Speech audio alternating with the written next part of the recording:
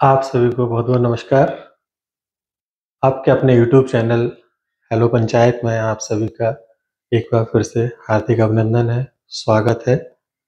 आज हम आपके साथ फिर एक नए विषय पर वीडियो लेकर उपस्थित हुए हैं। चलिए देखते हैं कि आज हम किस विषय पर बात करने वाले हैं। अब आप लगभग सभी समझ ही गए होंगे कि आज का हमारा विषय क्या है। आज का हमारा विषय है स्वच्छ मध्य प्रदेश रील प्रतियोगिता। पंचायत ग्रामीण विकास विभाग मध्य प्रदेश के द्वारा स्वच्छता के क्षेत्र में ग्रामीण जनों के बीच में जो स्वच्छता की आदतें हैं उनको जो अपनाया जा रहा है उनको रील के रूप में रिकॉर्ड करके और माईगॉव पोर्टल पर अपलोड करना है और वहाँ पर जो सर्वश्रेष्ठ रचनाएं होंगी उनको प्रस्तुत किया जाएगा। ये इसकी एक मंशा है।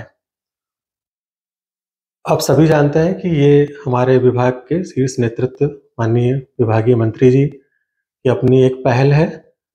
हम इस अवधारणा को बेहतर ढंग से उन्हीं के शब्दों में समझ सकते हैं।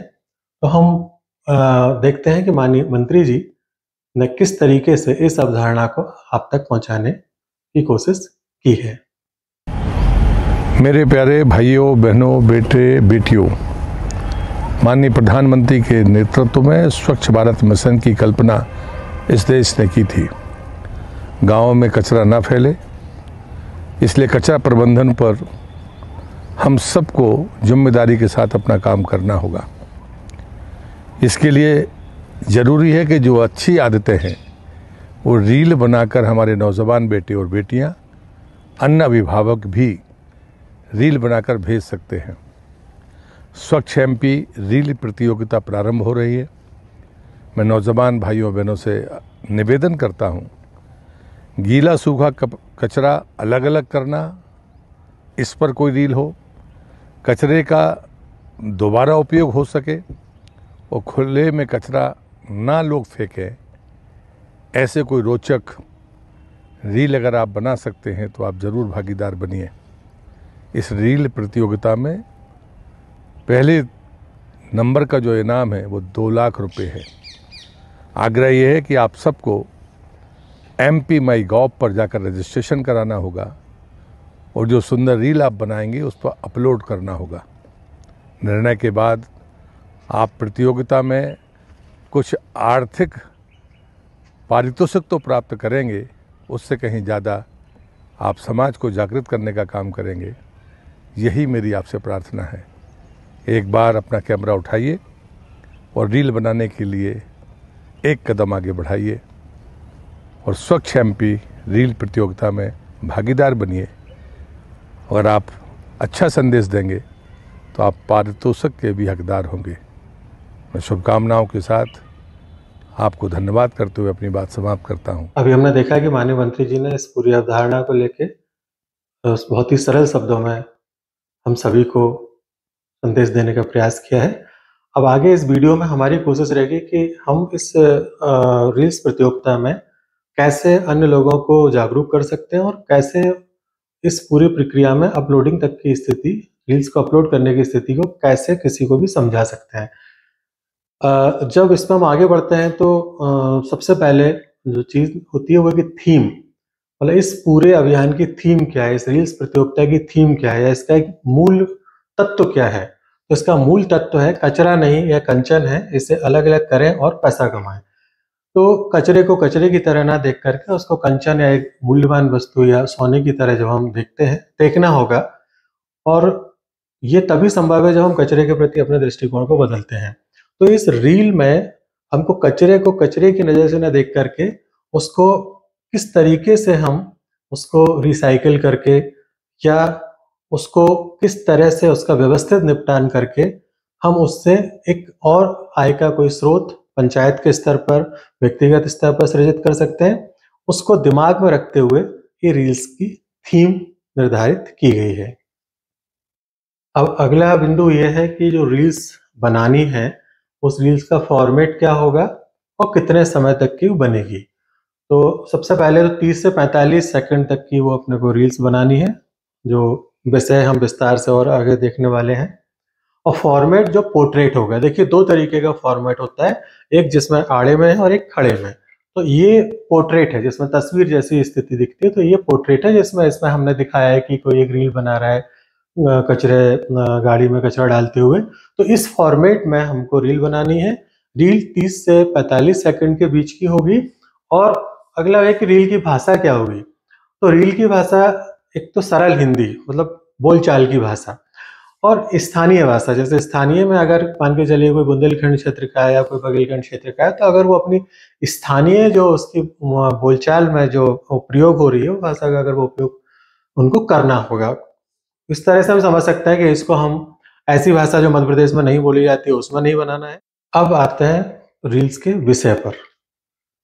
तो विषय पूरी तरह से स्पष्ट कर दिए गए हैं। पहला है, सबसे पहले तो जो विषय का मूल मंत्र है वो है कि प्रदेश के विभिन्न गांवों के लिए वेस्ट मैनेजमेंट पर रील बनाना है। वेस्ट मैनेजमेंट को अगर हम सरल हिंदी में बोल लें कि भाई कचरे का प्रबंधन, तो जो भी गांव में सूखा गीला कचरा निकल रहा है उसको एक व्यवस्थित तरीके से हम उसको कैसे निपटान करें जिससे कि वो सार्वजनिक स्थान पर ना पड़े रहे और तमाम सारी समस्याओं को पैदा ना करे।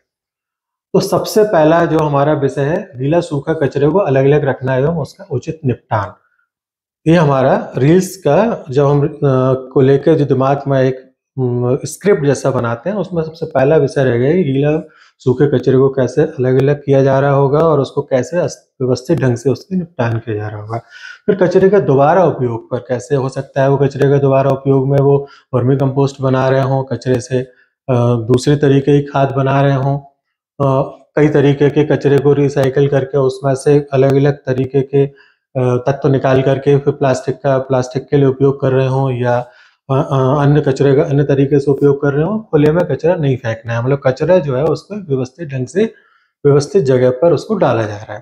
तो ये जब भी आप रील के लिए जब आप दूसरे व्यक्तियों से बात करें कि ऐसी एक रील्स प्रतियोगिता उसमें आपको जाना है, आपको पार्टिसिपेट करना है, भाग लेना है, तो ये 3 विषय आपके सामने स्पष्ट होना चाहिए। हमने चित्र के रूप में भी दिखाने की कोशिश की है कि भाई आप कचरे को छांट रहे हैं, कचरे को डस्टबिन में डाल रहे हैं, कचरे को व्यवस्थित रिसाइकिल कर रहे हैं। तो ये सारी चीजें आप चूंकि पंचायत के अगर प्रतिनिधि हैं, आप पंचायत के प्रशासनिक अमले के व्यक्ति हैं, तब तो आपको और अच्छे से स्पष्ट होना चाहिए कि आप आम जन को बता पाएं।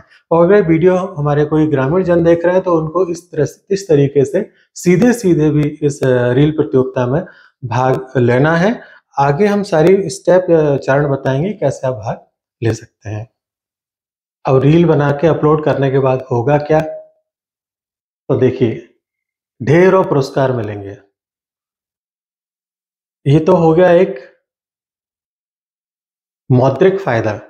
अब ये माननीय मंत्री जी को सुन रहे थे ना कि भाई आप जो भी व्यक्ति इस प्रतियोगिता से जुड़ेगा उसका अपने उस गांव के जहां वो रह रहा है, जहां वो अपनी पूरी दिनचर्या उसकी हो रही है, वो अपने आसपास के वातावरण को इस दृष्टि से देखेगा और फिर वो उसको रिकॉर्ड करेगा। और जब भी कोई व्यक्ति रिकॉर्ड करता है तो वो घटनाक्रम या कोई भी चीज को उसका एक सेंस रहता है कि मैं इसको रिकॉर्ड कर रहा हूँ।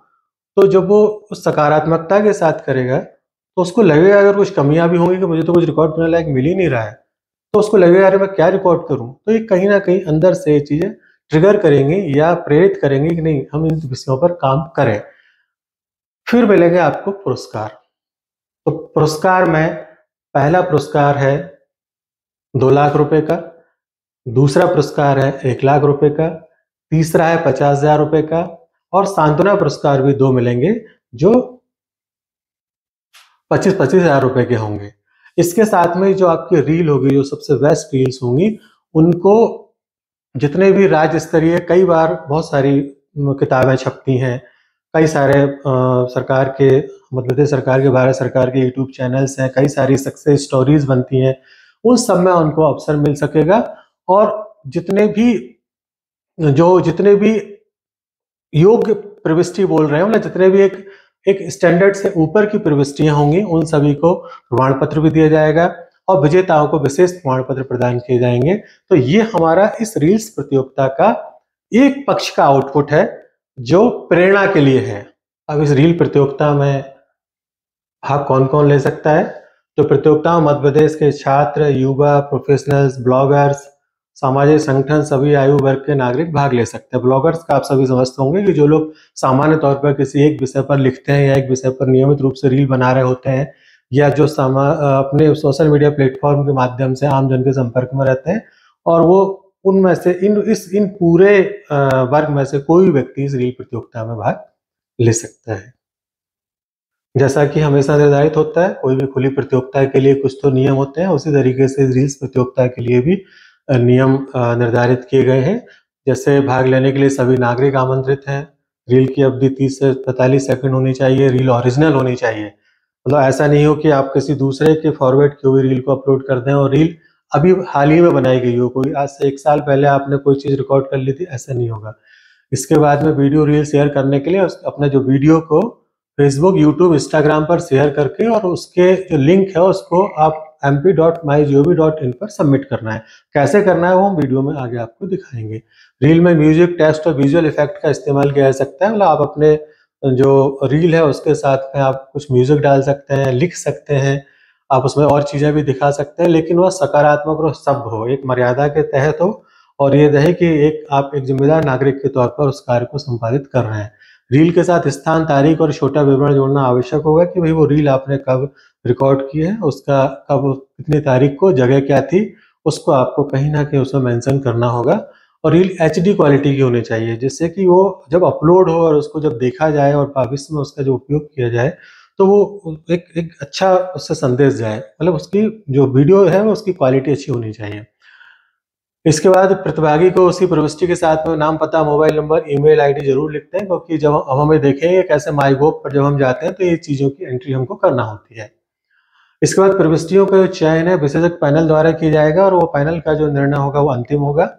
इसके बाद जो पुरस्कृत एवं प्राप्त प्रविष्टियों को पंचायत ग्रामीण विकास विभाग स्वतंत्र होगा कि वो जिसको पुरस्कृत कर रहा है उसका वो भविष्य में उपयोग किसी भी रूप से कर सके।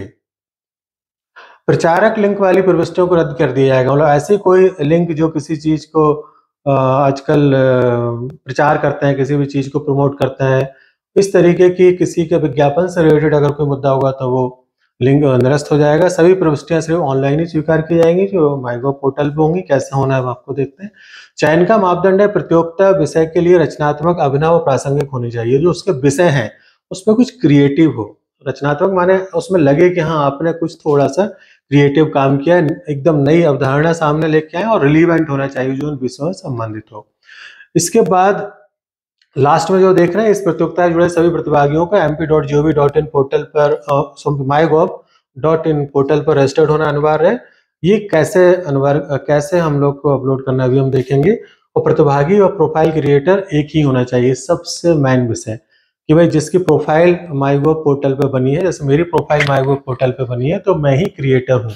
ऐसा नहीं हो कि प्रोफाइल मैंने बनाई और किसी और के किए हुए काम को मैंने अपलोड कर दिया।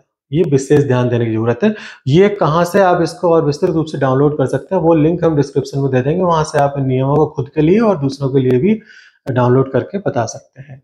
देखिए, जब प्रतियोगिता की अंतिम जो तिथि है उसके बाद मूल्यांकन समिति जो विभाग द्वारा गठित की जाएगी वो सारे प्रविष्टियों का मूल्यांकन करेगी और जो जजमेंट का क्राइटेरिया होगा वो यहाँ पर बताने की कोशिश की गई है। सबसे पहला क्राइटेरिया होगा अधिक जनसंख्या तक पहुंच है, उसकी रीच, मतलब जो रील्स है उसको कितने लोगों ने उसको देखा, ये मुख्य सबसे पहला, उसकी रीच कितने लोगों तक वीडियो पहुंचाइए, रचनात्मकता की वीडियो कितना इनोवेटिव, आकर्षक और तकनीकी दृष्टि से उत्कृष्ट है, मतलब वो जो बनाया गया है उसको जो जानकारी वो 30 से 45 सेकंड में प्रस्तुत की गई है वो कितनी रोचक है।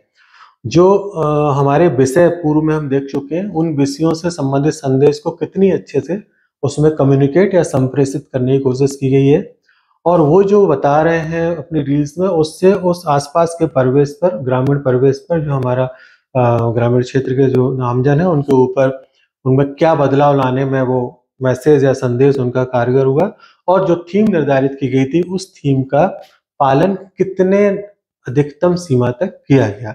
इन क्राइटेरिया पर मूल्यांकन समिति के द्वारा निर्णय लिया जाएगा। देखिए, जब खुली प्रतियोगिता है तो उसके साथ में ये कुछ बंधन होते हैं जिनका पालन करना आवश्यक होता है।